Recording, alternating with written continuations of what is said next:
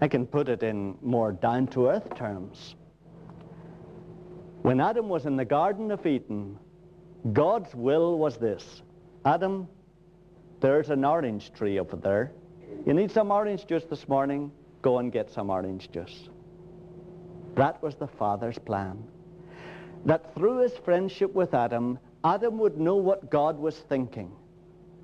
And God would meet all Adam's needs through his directing Adam how to develop the world. In that way, the seagulls on the Santa Barbara coast would never have died from the oil and tar that we produced through our oil spills. Because it was the Father's will that he would direct us where to get the oil, how to develop the world's resources. It was the Father's will that we would work in love with him and receive directions from him, and he would provide us our security as we lived in friendship with him. In that way, our jobs we would do because God was guiding us to do them, not because they give us security, because we would get our security through him and from him, and he would add all other things onto us.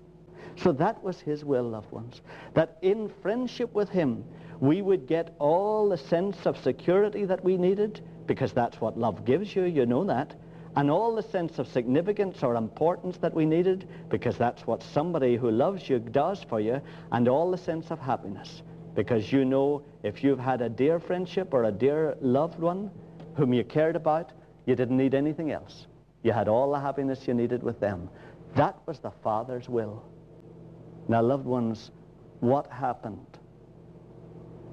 We men and women decided we will get what we need from the world ourselves. We will get this by our own knowledge of good and evil. Adam, why listen to him telling you about getting juice from the tree? You know that you got juice from that tree last year. Why not note that down in a book, and we'll establish a knowledge of good and evil. It is good to get juice from this tree. It is evil to get it from that tree. Let us set up a whole series of laws and precedents that will enable us to use this world to get what we need from it. And we will live by our own knowledge of good and evil. And so we determined, you remember, to do this by our own power and our own strength. And you see it there, loved ones, if you look at the account of the fall in Genesis chapter 3. You see how it came about. The very words that actually Satan used are some of those words that we have used. It's page 2 there in Genesis 3 and verse 6. So when the woman saw that the tree was good for food. That is, I can get my security from this knowledge of good and evil. I can know how to play the securities.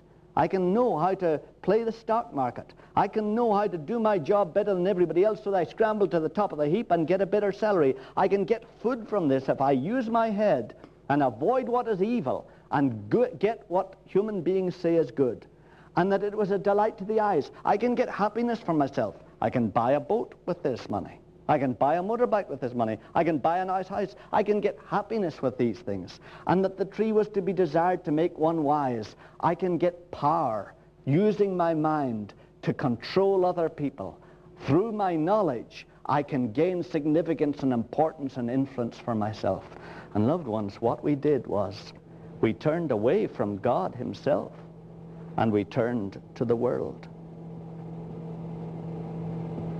And we began to use the world and the love that the world would give us to try to enable us to live in this world the way God wanted us to.